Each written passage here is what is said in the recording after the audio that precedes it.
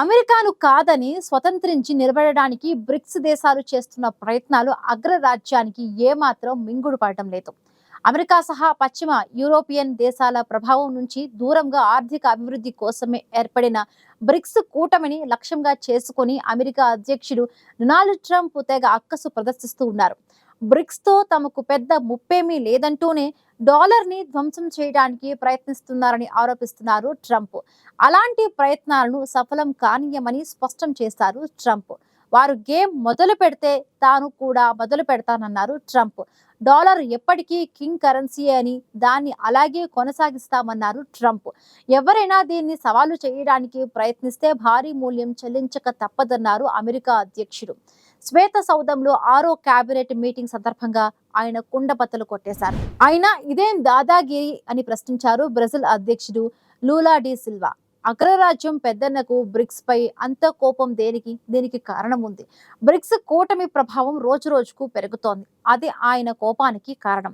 2009లో Brazil, Russia, India, China దేశాలతో ఏర్పాటైన ఈ కూటమిలో 2010లో సౌత్ ఆఫ్రికా చేరింది.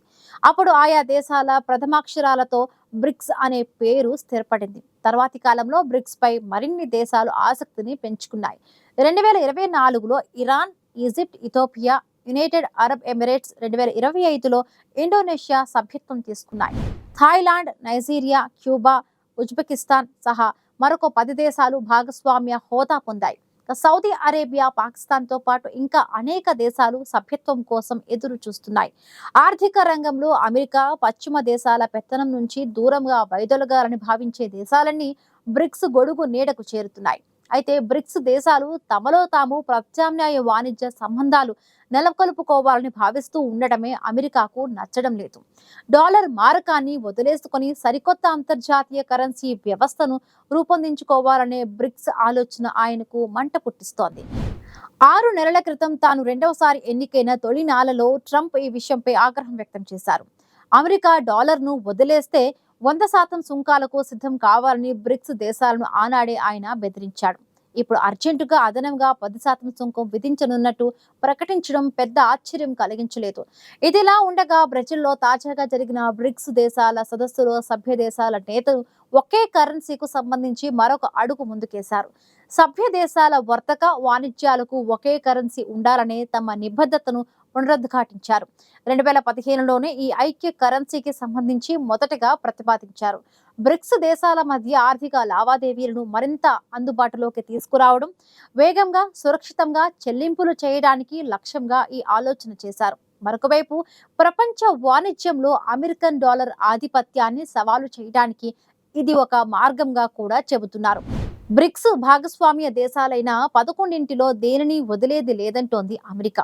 బ్రిక్స్ లో భాగమైన భారత్ కూడా 10% అదనపు సుంకం చెల్లించాల్సిందేనని సంకేతాలిచ్చారు అమెరికా అధ్యక్షుడు డొనాల్డ్ ట్రంప్. ఇదిలా ఉంటే బ్రెజిల్లోని రియో డి జనీరోలో సమావేశమైన 11 దేశాల 17వ బ్రిక్స్ కూటమి సమావేశం ట్రంప్ ప్రతీకార సుంకాలను తప్పుబట్టింది. దీంతో మమ్మల్నే వేలెత్తి చూపిస్తారా, మా డాలర్నే దెబ్బతీయాలని చూస్తారా అంటూ ఆవేశంతో ఊగిపోతున్నారు అమెరికా అధ్యక్షుడు. ఏది ఏమైనా బ్రెజిల్లోని రియో డి జనీరోలో జరిగిన 17వ బ్రిక్స్ సమ్మిట్ సరికొత్త ఆలోచనలతో ముగిసిందనే చెప్పాలి. ఈ వార్షిక శిఖరాగ్ర సమావేశంలో హైలైట్ ఏంటంటే ఒకే కరెన్సీ ప్రధానమైనది. బ్రిక్స్ దేశాల నాయకులు ఈ వ్యవస్థను అమలు చేయడంపై ముందుకు సాగాలని నిర్ణయించుకున్నారు. కాగా మన దేశం ఇప్పటికే యునైటెడ్ పేమెంట్స్ ఇంటర్ఫేస్ ద్వారా లావాదేవీలు చేసుకునేందుకు అనేక దేశాలతో ద్వైపాక్షిక ఒప్పందాలను కూడా కుదుర్చుకుంటోంది. ఇప్పుడు బ్రిక్స్ దేశాలు ఒకే కరెన్సీ వాడడం వల్ల ప్రయోజనాల విషయానికి వస్తే ఇది విదేశీ వాణిజ్యాన్ని సులభతరం చేస్తుంది. చిన్న మధ్య తరహా పరిశ్రమలకు కరెన్సీ మార్పిడి రేటు అనే ఒక పెద్ద సమస్య తొలగిపోవడం వల్ల వాణిజ్య వ్యయాలు బాగా తగ్గే అవకాశం ఉంటుంది. తద్వారా చిన్న మధ్య తరహా సంస్థలు కొత్త మార్కెట్లు కనుగొని తమ వ్యాపారాన్ని విస్తరించుకోవచ్చు. డాలర్పై ఆధారపడడాన్ని తగ్గించడం, బ్రిక్స్ ఒకే కరెన్సీ ద్వారా డాలర్ వినియోగాన్ని తగ్గించి భారతదేశ విదేశీ మారక నిల్వలను మరింత సమర్థవంతంగా ఉపయోగించుకునే వీలుంటుంది. ఇది భారతదేశానికి బ్రిక్స్ దేశాల్లో ప్రధాన పాత్రను కల్పిస్తుందనడంలో సందేహం లేదు. అయితే బ్రిక్స్ ఒకే కరెన్సీ భారతదేశానికి కొన్ని ప్రధాన సవాళ్లను కూడా తెచ్చే అవకాశం ఉంది. బ్రిక్స్ ఒకే కరెన్సీ స్వీకరించడంతో భారతదేశం ఆ విధానానికి మారాల్సి వస్తుంది. ఇందువల్ల ద్రవ్యోల్బణ నియంత్రణ, ఆర్థిక లక్ష్యాల సాధనలో కొంతమేర సమస్యలు తలెత్తే అవకాశం లేకపోలేదు. అంతేకాదు, చైనా ఆర్థిక వ్యవస్థ భారతదేశం ఆర్థిక వ్యవస్థ కన్నా 5 రెట్లు ఎక్కువగా ఉంటుంది. ఈ తేడాలు బ్రిక్స్ ఒకే కరెన్సీ స్థిరత్వానికి కొంత ఇబ్బందికరంగా మారవచ్చు. యూరోజోన్ సంక్షోభ పాఠాలు బ్రిక్స్ ఒకే కరెన్సీ విషయంలో అప్రమత్తత అవసరమని సూచిస్తున్నాయి. దీంతో పాటు చైనాతో సరిహద్దు వివాదాలు, రష్యాపై ఉన్న అంతర్జాతీయ ఆంక్షలు కూడా పరిగణలోకి తీసుకోవాల్సి ఉంటుంది. అయితే ఈ పరిణామాలు అంత పరిష్కరించుకోలేనంత కఠినమైనవి మాత్రం కాదు. కేవలం అమెరికాను మాత్రమే బ్రిక్స్ ఐక్యత అల్లకల్లోలం చేస్తోంది. ఎలాగైనా బ్రిక్స్ ను ఏకాకిని చేసి ముక్కలు చెక్కలు చేయాలి అనేది ట్రంప్ అంతిమ లక్ష్యమని తెలిసిపోతూనే ఉంది. ఏకధ్రువ ప్రపంచంలోనే తన ఆధిపత్యానికి ఏమాత్రం భంగం కలిగినా అమెరికా సహించదని ట్రంప్ హయాంలో మరొకసారి రుజువైంది. అయితే ట్రంప్ ప్రకటనతో బ్రిక్స్ దిగిరావడం మాటేమో గానీ తీవ్రస్థాయిలో ప్రతిఘటన ఎదురు కావడమే జరుగుతోంది. ముఖ్యంగా మన దేశంతో అమెరికా ట్రేడ్ డీల్ మరింత చేరువలో ఉందని నిన్నగాక మొన్న తెలిపిన ట్రంప్ ఇప్పుడు ఎలా వ్యవహరిస్తున్నారనేది ఉత్కంఠను రేపుతోంది. నిజానికి ఇప్పటి వరకైతే భారత్ అమెరికా సంబంధాలు బాగున్నాయి. దాంతో మన విషయంలో ట్రంప్ మొండికేయడమే అంతా అనుకున్నారు. కానీ ఎవరికి ఎలాంటి మినహాయింపులు లేవంటున్నారు ట్రంప్. బ్రిక్స్ లో ఎవరున్నా వారిపై 10% సుంకాలు తప్పవని తేల్చేశారు. అంటే ఖచ్చితంగా మన దేశాన్ని కూడా దూరం పెట్టే అవకాశం ఉంటుంది. అదే కాకుండా బ్రిక్స్ లో భారత్ తో పాటు అమెరికా, ఎనిమీ కంట్రీస్ చైనా కూడా ఉండటమే ఇందుకు కారణం కావచ్చు.